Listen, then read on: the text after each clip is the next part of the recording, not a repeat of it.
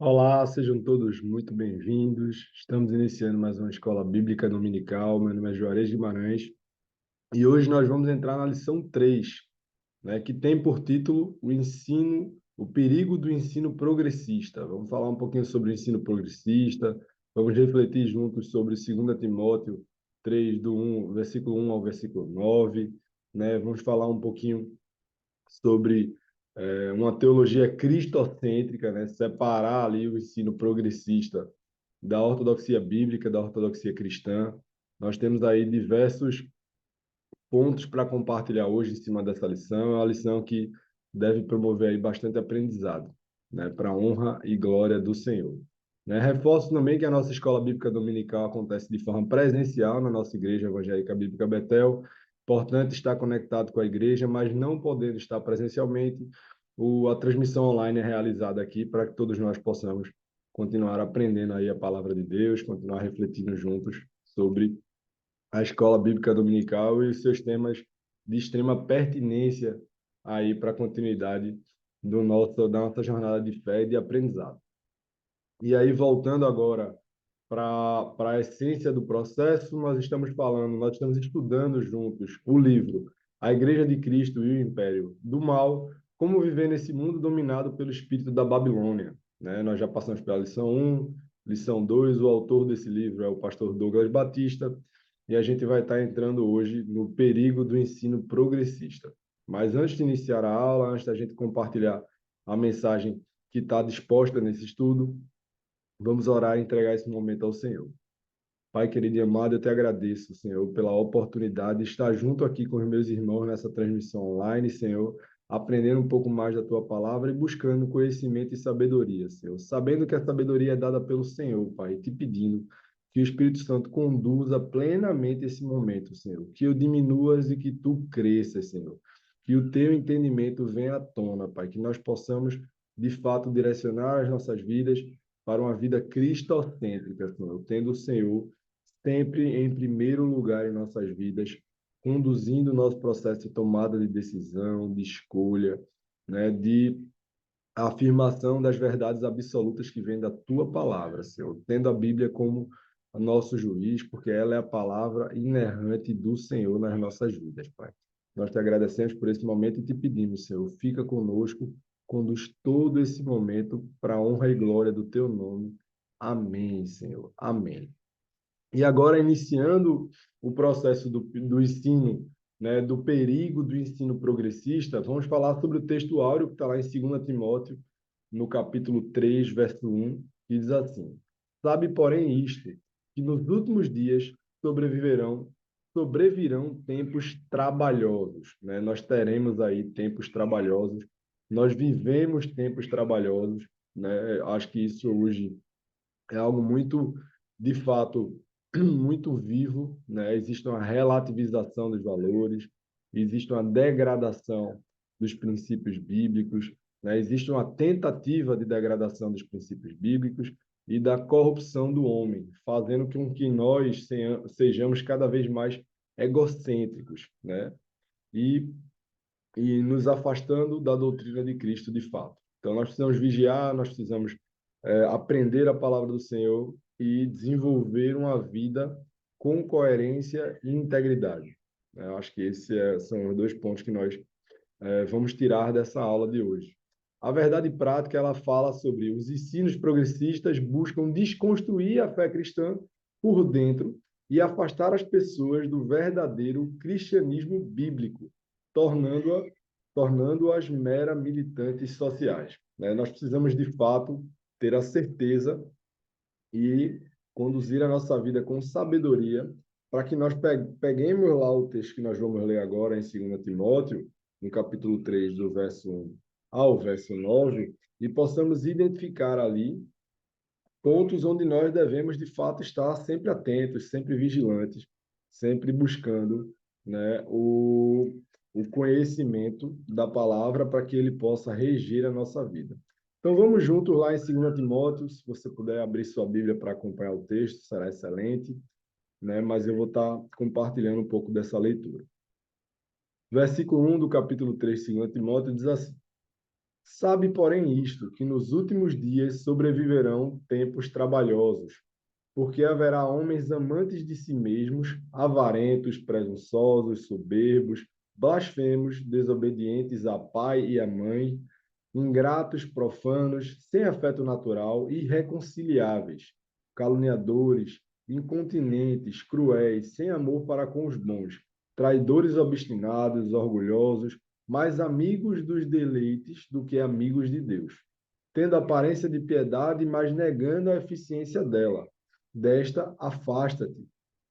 Destes, afasta-te, porque deste número são os que se introduzem pelas casas e levam cativo cativas mulheres nécias carregadas de pecado, levadas de várias concupiscências, que aprendem sempre e nunca podem chegar ao conhecimento da verdade.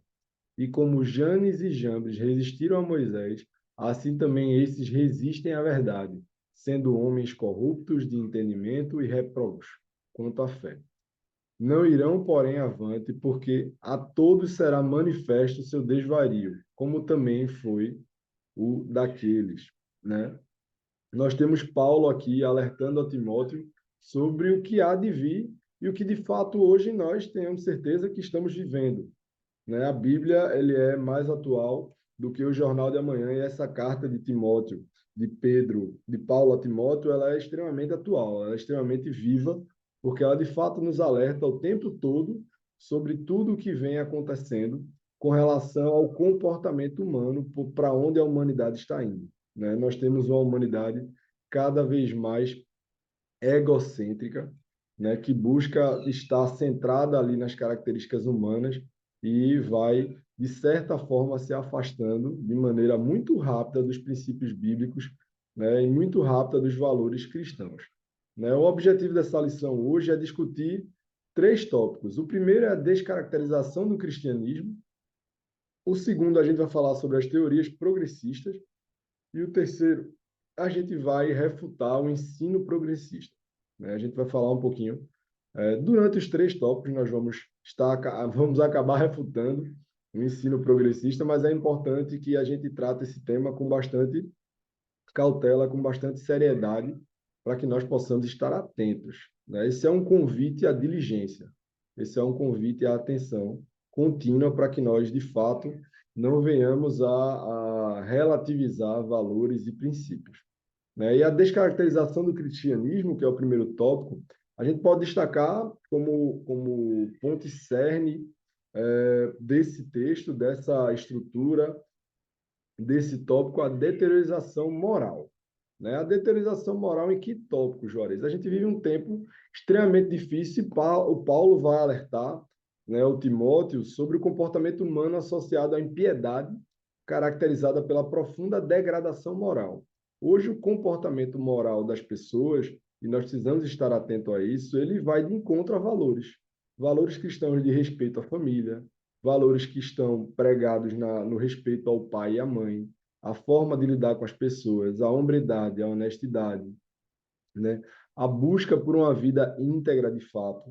Então, nós temos hoje uma deteriorização moral e uma relativização de valores fundamentais, né? Você vê aí a ideologia de gênero, você vê a relativização do sexo, do aborto, temas extremamente vivos e pertinentes, né? Onde nós, de fato, precisamos olhar para esses temas, entender o pecado por trás desse tema, né? E professar que o Senhor odeia o pecado, mas ele ama o pecador, né? Então, identificar o pecado na vida do outro não é para tal na nossa vida, inclusive, não é para apontar esse pecado e, de fato, ir ao encontro daquela pessoa para que você possa degradar ela, para que você possa humilhar ela, para que você possa afastar ela do Pai.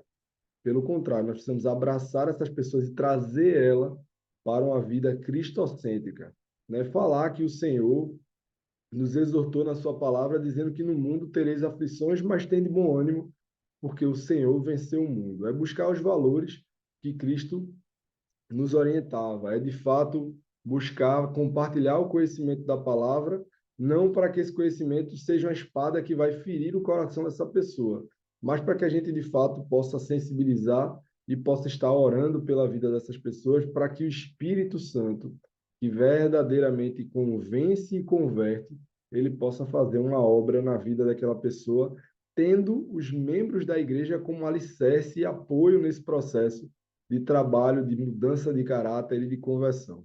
Né? Nós precisamos olhar para a deterioração moral e apontar para a palavra de Deus, levar as pessoas com amor para a palavra de Deus, e não simplesmente repudiar essas pessoas, afastar essas pessoas do nosso convívio social, como uma forma de criar uma clusterização, uma classe separada, uma casta separada. Né? Nós precisamos estar separados do pecado, mas precisamos atrair as pessoas para essa vida de santificação, para essa vida de entendimento e de exortação da palavra do Senhor. Então, entendendo a deterioração moral como sendo um ponto cerne da descaracterização do cristianismo, nós podemos olhar também para a erosão da ortodoxia cristã, né, que são os fundamentos da fé cristã. Por exemplo, o questionamento da autoridade da Bíblia. Né? Nós vivemos um momento em que várias pessoas, principalmente você vai encontrar esse tipo de abordagem na academia, né, nas universidades, nas escolas, pessoas que se dizem doutas e letradas, tendo ali posturas que muitas vezes comprometem a sabedoria, né? Trazendo ali um suposto conhecimento baseado na relativização da autoridade bíblica, né? E apontando para um egocentrismo, para uma estrutura que aponta para o centro do coração do homem e não aponta para Deus. Né? Nós cristãos acreditamos que a erosão da ortodoxia bíblica ela faz com que nós estejamos degradados, estejamos de fato quebrados, afastados, fragmentados com relação ao entendimento da palavra. E a palavra de Deus ela nos exorta para que nós tenhamos um conhecimento condensado, para que nós de fato possamos viver a grande comissão que é o ir e fazer discípulos, né? O ir e apontar para as pessoas o caminho do Senhor. É o de fato fazer o trabalho que João Batista fazia, né? De abrir o caminho para o Senhor, de compartilhar a palavra do Senhor, de levar as pessoas ao conhecimento pleno da palavra e ao acesso a essa palavra. Por que o acesso? Porque muitas vezes as pessoas não têm a Bíblia, não conhecem a palavra de Deus, não foram exortadas na infância, não tiveram acesso e oportunidade de fato, conhecer a essência da palavra de Deus. Elas tiveram visões deturpadas, né? Por muitas vezes eu encontro amigos no meu dia a dia, no contexto de trabalho, no contexto da universidade, alunos que já passaram pelas turmas que eu ministrei de graduação e pós-graduação, pessoas que vão lá e falam sobre experiências ruins que tiveram com igrejas, experiências ruins que tiveram com pessoas que de alguma forma tentaram ali se aproveitar através da fragilidade humana, né, do cristianismo. Usaram o cristianismo como uma arma para se aproveitar da vida das pessoas. E nós precisamos estar atentos a isso, né? E levar as pessoas a não apontar para a igreja, mas apontar para a palavra, né? As pessoas entenderem de fato que o evangelho é apontar para Cristo, é ter Cristo como referencial, é ter Cristo como sendo um modelo prático de vida, é entender a palavra do Senhor na essência, é buscar o seu entendimento sendo ministrado pelo Espírito Santo, né? A Bíblia é um livro, é a palavra do Senhor que necessita da revelação do Espírito Santo em nossas vidas para que, de fato, nós possamos navegar por dentro de todo o contexto histórico que ali é compartilhado com sabedoria e com discernimento, para que nós não pensemos coisas ali ao ermo, ao acaso, para tirar isso do contexto, né? Então, precisa, de fato, de orientação, precisa, de fato, de oração e orientação vinda do Espírito Santo. Se conectar com o Pai para que o Senhor te conduza pela verdade e possa, de fato, fazer com que a sua vida ela fique focada no contexto da vida de Cristo, né? Que você possa ter Cristo como Senhor e Salvador o tempo todo conduzindo os seus passos. Então, o fundamento da fé cristã é questionado e a autoridade da Bíblia muitas vezes é rejeitada, né? Quando a gente fala sobre teoria progressista. Teoria progressista é que ela traça um paralelo, né? Ela faz com que o progresso seja o afastamento de conceitos fundamentais do passado, mas isso aí encontra o alicerce. Juarez, por que ir de encontro ao alicerce? Nós temos como base, os cristãos têm como base o alicerce da palavra de Deus, única e irrepreensível, verdade absoluta, que é a Bíblia. Então, eu não posso tirar um ponto cerne da palavra do Senhor, colocar ele fora de contexto e começar a descaracterizar aquele cenário para que eu possa agradar o meu coração e agradar o meu ego, sendo muito mais amigo, né, como a palavra disse lá, sendo muito mais amigo dos meus valores, do que eu considero legal para mim, sendo muito mais amigo dos meus deleites do que amigo de Deus, do que centrado na palavra de Deus. Então, a erosão da ortodoxia cristã é, de fato, estar atento para não tirar ali o lugar da palavra do Senhor como sendo um lugar de reverência, primazia e de plena e total autoridade na vida de nós cristãos, né? Isso é o que a gente vai ver lá no 2 Timóteo, capítulo 3, no verso 4. Mais amigos dos deleites do que amigos de Deus. Nós precisamos estar atentos a isso e nós precisamos, de fato, dedicar tempo, investir tempo na palavra do Senhor. Não só em momentos como esse na Escola Bíblica Dominical, na pregação dominical e nas pregações que acontecem durante a semana no movimento da nossa igreja, né, e das igrejas mundo afora, mas é dedicar tempo para estar a sós com o Senhor, dedicar tempo para estar conectado com o Senhor o tempo inteiro, né? E um outro ponto que nós temos que estar atento quando falamos sobre a descaracterização do cristianismo é a corrupção da fé, né? É muitas vezes enxergar que as pessoas estão ali cativando por meio de uma sedução, mas que elas não estão levando as pessoas para o entendimento pleno da fé.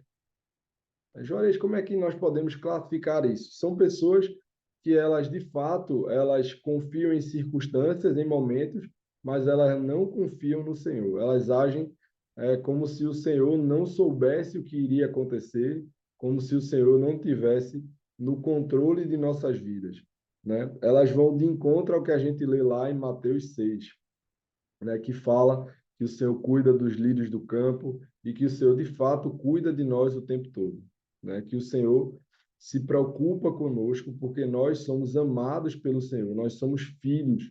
Quando nós aceitamos a Jesus e colocamos Cristo no centro da nossa vida e professamos a nossa fé, nós, de fato, somos agora propriedade de Deus e cuidados pelo Senhor, né? Tendo o Senhor como sendo o nosso guia, o nosso orientador, a nossa fonte maior de inspiração. E para isso nós precisamos, de fato, exercitar a fé e nos afastar dos prazeres do corpo que, de fato, contaminam a alma, que muitas vezes nos afastam do Evangelho, nos afastam de uma vida cristocêntrica e provocam ali uma rebeldia, uma ausência genuína de conversão.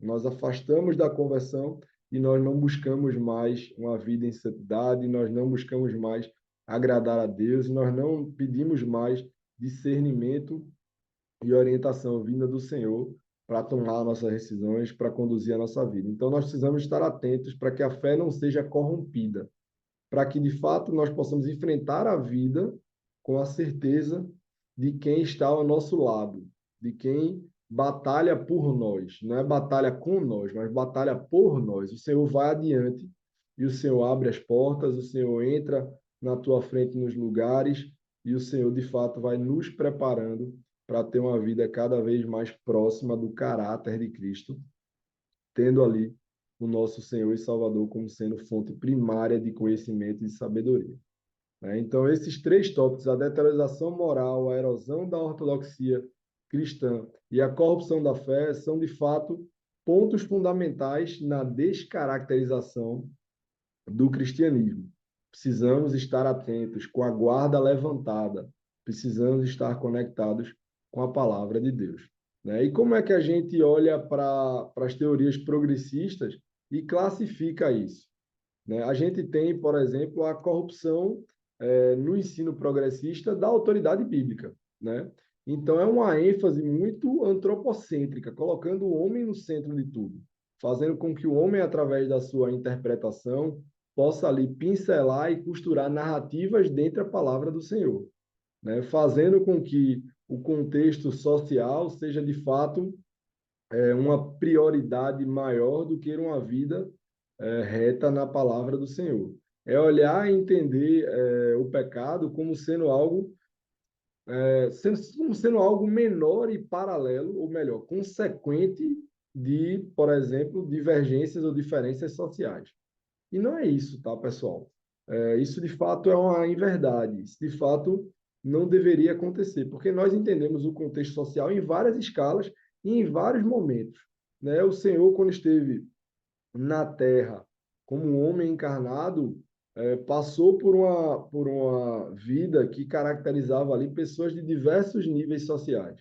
E o que é que o Senhor nos exortava? A ter uma vida simples, a ter uma vida conectada com a palavra, a ter de fato uma agenda, por exemplo, que Cristo teve na sinagoga, né? A ter uma agenda na igreja do Senhor, consumindo a palavra do Senhor e fazendo com que essa palavra possa estar ativa em nossas decisões, né? Quando a gente vê lá no Novo Testamento Cristo no deserto sendo tentado por Satanás, Satanás tenta costurar narrativas, né? Afrontando, por exemplo, a identidade do Senhor, querendo provas através de uma narrativa que ele estava ali costurando, e o Senhor o repreende por pleno conhecimento da palavra, por ter a certeza da sua identidade. E nós precisamos, de fato, ter a Bíblia ali nos exortando o tempo todo para que a nossa identidade não seja desconstruída, para que, de fato, nós não caímos, não venhamos a tropeçar em narrativas que nos afastam do Senhor, né? Entender que a salvação ela vem da nossa declaração de fé, entendendo que Jesus Cristo é o nosso Senhor e Salvador, né? E uma vez que eu entendo que Jesus é o meu Senhor e Salvador e busco um relacionamento sincero com a sua palavra, né, onde eu rasgo a minha alma e apresento ao Senhor todas as minhas mazelas, as minhas dores, as minhas dificuldades, mas também compartilho com o Senhor tudo aquilo que alegra o meu coração, tudo aquilo que é bênção na minha vida. Alegro quando compartilho com o Senhor vitórias que eu obtive no meu trabalho, vitórias quando eu obtenho na criação dos meus filhos.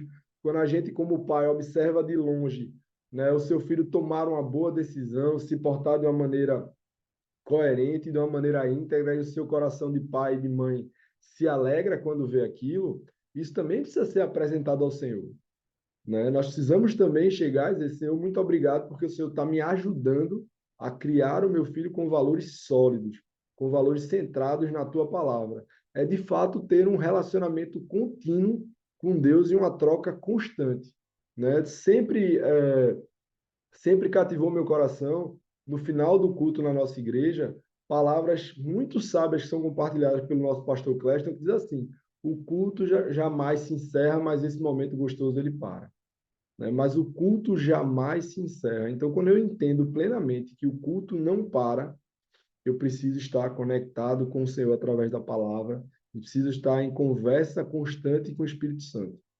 Porque quanto mais próximo eu estiver do Senhor, mais longe eu vou estar de uma vida antropocêntrica, de uma vida centrada nos meus prazeres, centrada no meu coração.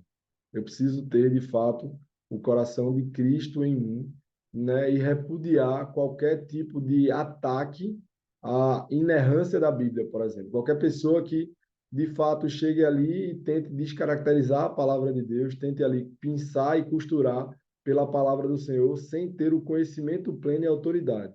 Porque eu entendo que o conhecimento e a autoridade nos é dado através de um entendimento vindo do Espírito Santo, né? De uma materialização de conceitos que o Espírito Santo vai trabalhar em nossas vidas quando nós verdadeiramente nos conectamos com a palavra e buscamos uma vida de santidade, tá? Então, a gente precisa estar atento nesse processo de entendimento das teorias progressistas à descaracterização da Bíblia ou ao ataque direto à palavra do Senhor, né? Um outro ponto que está dentro do ensino progressista é o teísmo aberto, né? O teísmo é o entendimento de que Deus é limitado, de que Deus não conhece o futuro em detalhes e não exerce o controle absoluto sobre o universo e nem sobre a vida humana. Isso vai de encontro a tudo o que um cristão verdadeiro acredita, tá? Entender aí um teísmo aberto, entender o Senhor que não é soberano, nos faz chegar à conclusão de que em nada adiantaria, por exemplo, orar. Porque eu iria me conectar em oração com Deus que não tem nenhum tipo de influência com relação ao futuro, ou de um Deus que de fato não controlaria nada. Nós precisamos estar atentos, porque isso é relativizar a palavra do Senhor. Não é disso que a palavra do Senhor nos exorta. Não é esse o entendimento, nem os ensinamentos que estão lá na palavra do Senhor. Quando a gente vai lá para o livro de Jó e vê o diálogo de Jó com Deus, né, a gente tem lá: onde estava tu quando eu criei os céus e a terra? Né? Onde estava o homem quando o Senhor criou todo esse contexto? Quando o Senhor, que é o princípio e o fim, o alfa e o ômega, de fato direcionou tudo que nós de fato temos acesso hoje, né? Então nós cremos que o Senhor e o nosso Salvador, o nosso Deus é o nosso Criador e que de fato o Senhor ele tem não só influência como poder para revelar aos nossos corações como nós devemos agir, né? E nos tratar durante esse processo. E tendo essa certeza, o Senhor nos deu o livre arbítrio, para que nós possamos de fato escolher caminhos, mas que dentro desse processo de escolha o Senhor sabe exatamente para onde vai o caminho que nós tenhamos escolhido. E o Senhor está conosco o tempo todo para nos alertar sobre a escolha correta, sobre o caminho correto, e é suficiente o que ele deixou na palavra dele para que de fato nós possamos tomar uma boa decisão e ir de encontro a esse teísmo aberto que corrompe, né, a essência de Deus no entendimento, né, do cristão. Tá? E, por último, a gente pode caracterizar aqui também como teoria progressista a desmitologização da Bíblia. Né? É entender itens ali como, por exemplo, milagres ou ações sobrenaturais que aconteceram na palavra como um mito que aponta para um conceito de fé. Né? Nós precisamos descaracterizar isso. Né? A Bíblia ela não fala de mitos. A Bíblia ela de fato é a verdade. Ela nos coloca em posição de entendimento da verdade do Senhor.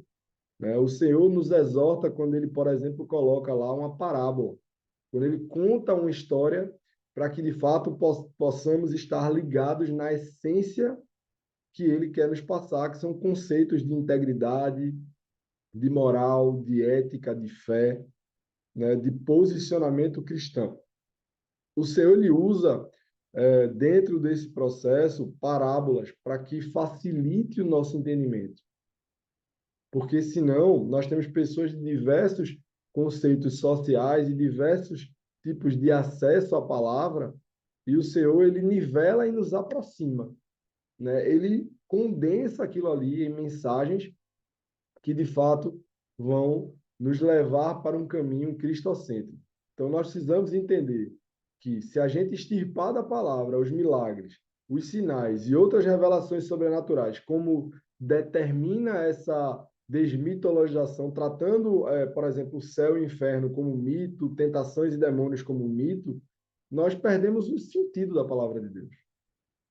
Então, a desmitologização é um ataque à palavra de Deus e nós precisamos estar atentos para refutar esse ataque e entender que ali existiu, por exemplo, através do teólogo Rudolf Bultmann, existiu ali um programa, uma agenda progressista que vai de encontro a valores fundamentais, que é a inerrância da palavra de Deus.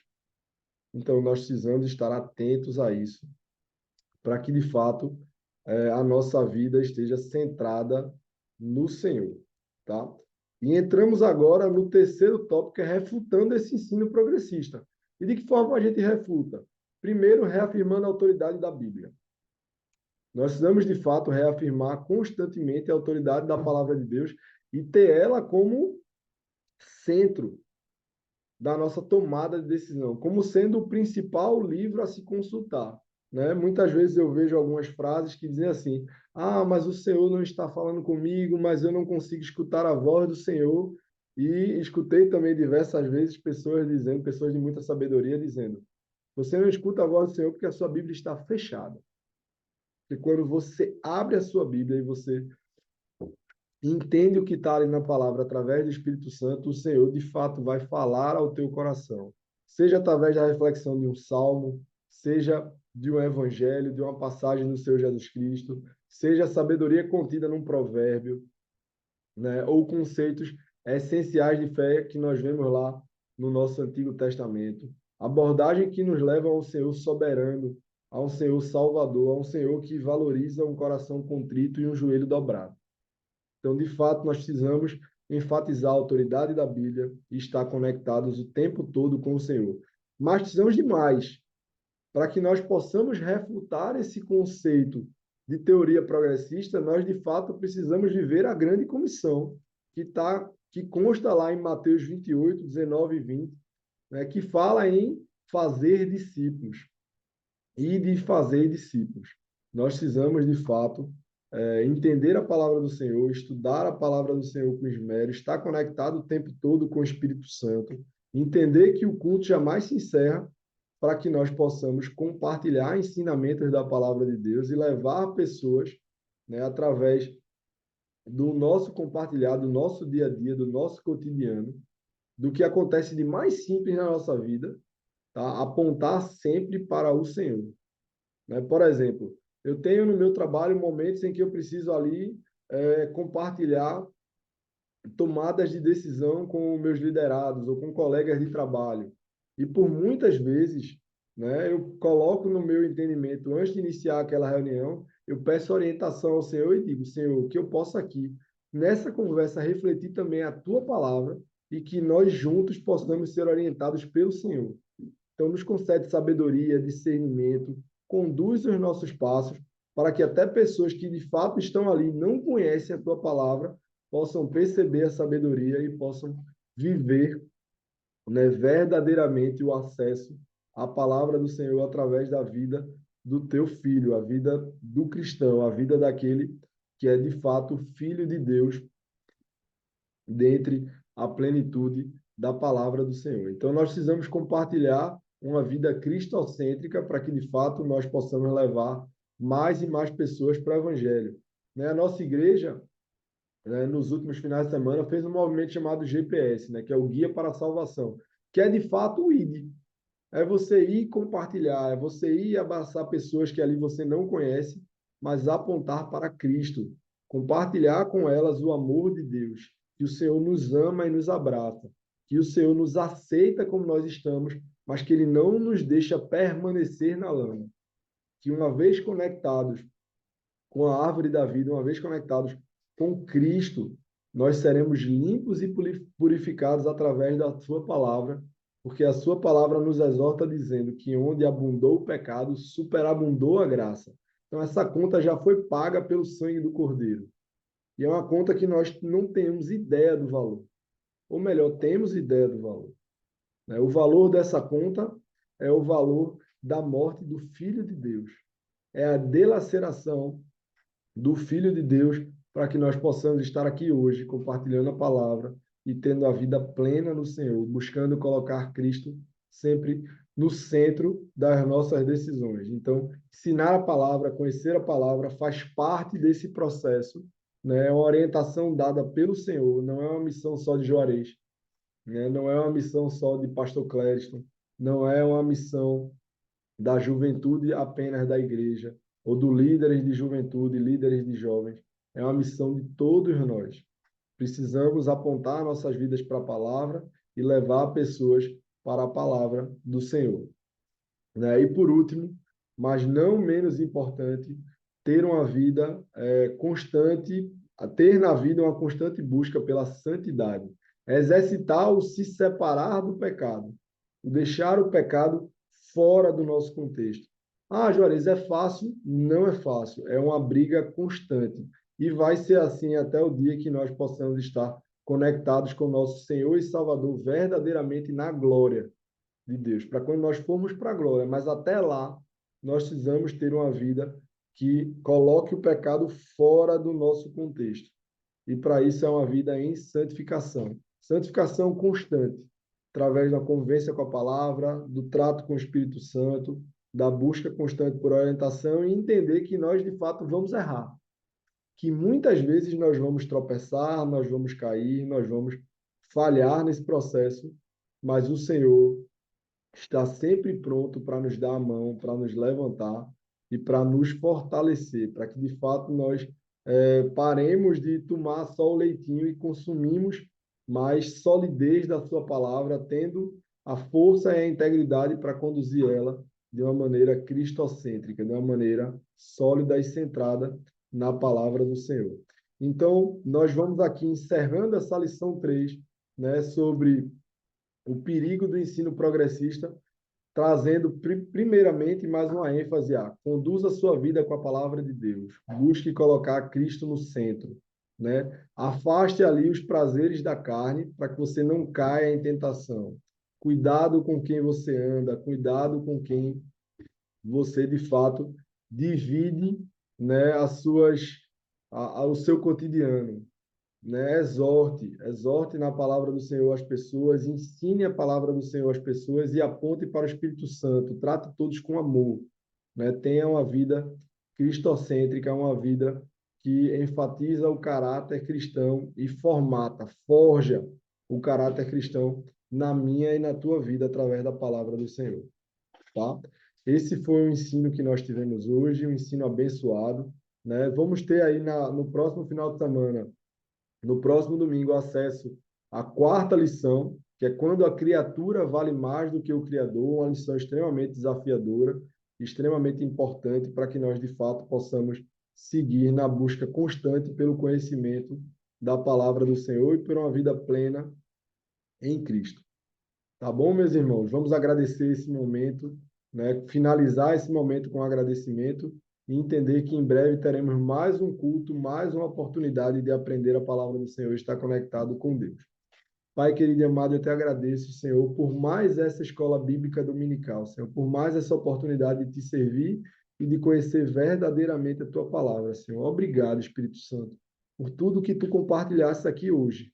Através da minha boca, Senhor, eu tenho absoluta certeza que preceitos foram passados ao teu povo, Senhor, que apontam para a tua palavra, que ela é única e suficiente, Senhor. Ela é suficiente para restaurar nossas vidas, ela é suficiente para que nós possamos buscar a santificação constante, e ela é suficiente para nos abraçar em amor e nos dar um coração sensível ao próximo, Pai. Sabendo que o centro do coração do homem precisa estar no Senhor, que nós precisamos ouvir do Senhor o que nós devemos fazer, porque cremos, Senhor, na tua palavra, cremos na ressurreição de Cristo e cremos, Senhor, que essa conta foi paga para que nós possamos ter uma vida em abundância, conectados sempre com o Senhor. Obrigado, Pai. Fica conosco, nos concede um dia abençoado, Senhor, e que nós, de fato, possamos estar ligados em Ti, Senhor. Obrigado por tudo, eu te agradeço em nome de Jesus. Amém. Amém, Senhor. Muito obrigado pela oportunidade de estarmos juntos e que Deus nos abençoe. Amém.